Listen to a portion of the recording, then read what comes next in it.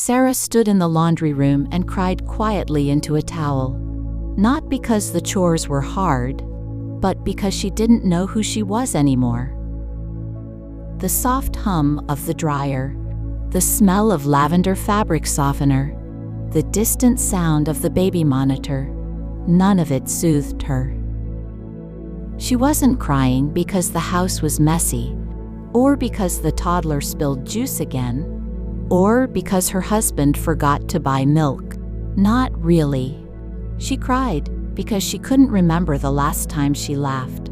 Not a polite chuckle, but a full belly laugh that left her breathless. She cried because she missed herself, whoever she used to be. She had photos of that woman on her phone, smiling on beaches, reading books, going to cafes alone. Now, she didn't even finish a cup of tea before it went cold. Sarah dried her face.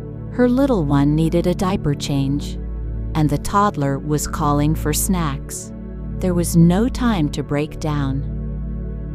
Later, she told herself, "I'll take care of me later." But later never came. Days passed like baskets of laundry she kept moving, but never had time to fold. One night, after everyone was asleep, Sarah scrolled aimlessly on her phone. Her eyes were heavy, but her mind was louder than sleep. She wasn't looking for inspiration. She just wanted something to remind her that she still existed beyond dishes, diapers, and dinner. Then she found it. A story. Not about perfect moms, but real ones. Moms like her. It was like someone had opened a window in her foggy mind. The stories were raw and real. Moms who had felt invisible. Moms who had forgotten their dreams. Moms who had screamed into pillows and whispered into journals.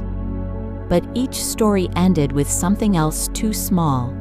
Quiet moments of reclaiming joy. In that story, there was Lisa. A mother who found her voice again when she thought it was lost for good. Lisa was a mom of 2 who used to love writing, but motherhood left her feeling invisible, like her voice had gone quiet under the weight of daily tasks. One night, she joined a virtual writing group and shared a raw moment of struggle, breastfeeding one baby while her toddler cried outside the bathroom door. It wasn't polished, but it was real, and it resonated with other moms in the group. That night, Lisa realized she didn't need to write something perfect. She just needed to tell the truth. Her pain, her exhaustion, her tangled love and guilt. It all had a place on the page. And that simple act of putting it into words helped her breathe again. Writing didn't fix everything, but it gave her back a small piece of herself. The part that still felt, still noticed, still existed outside of her role as mom. So she kept writing, not for anyone else, just to remember that she mattered too. And then there was Amina, the one who took a walk and didn't come back right away. Amina was the mom who did everything. School drop-offs, work meetings, dinner, bath time. She didn't sit. She didn't breathe. She didn't ask for help.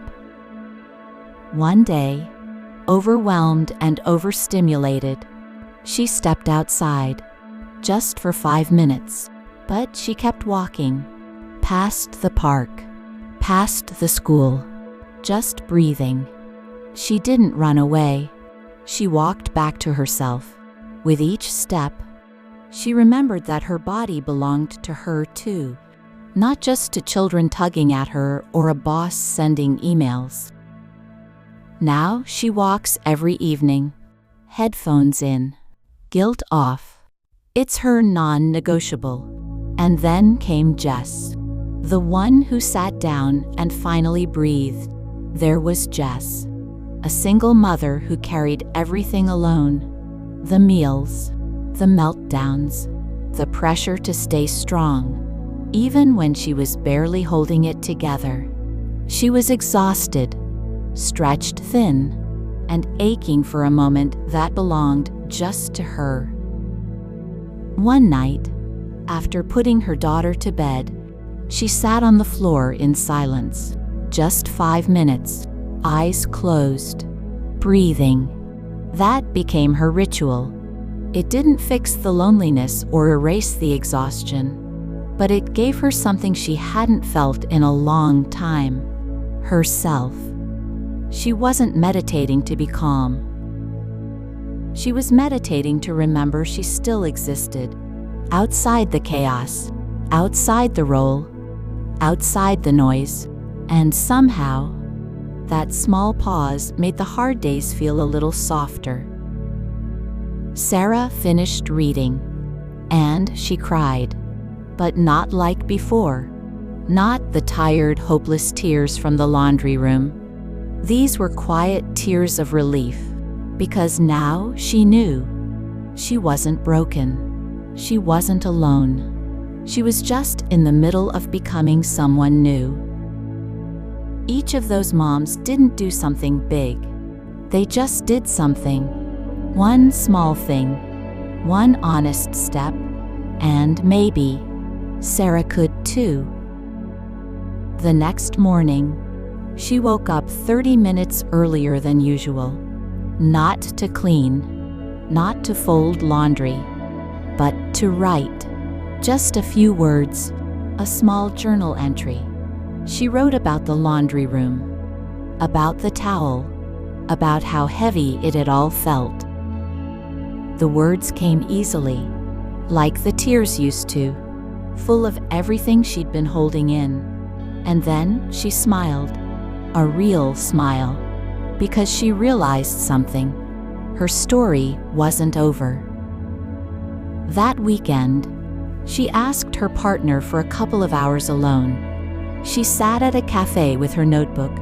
She ordered a tea, and this time, she finished it hot. The journey back to herself didn't happen overnight, but each day she made space for herself, not just for the people she cared for. Sarah didn't become someone new. She became someone she remembered. And the laundry? It still piled up. But now, when she folded it, she sometimes sang. If you've ever stood in the laundry room and cried into a towel, this is for you. You are not alone. You are not lost.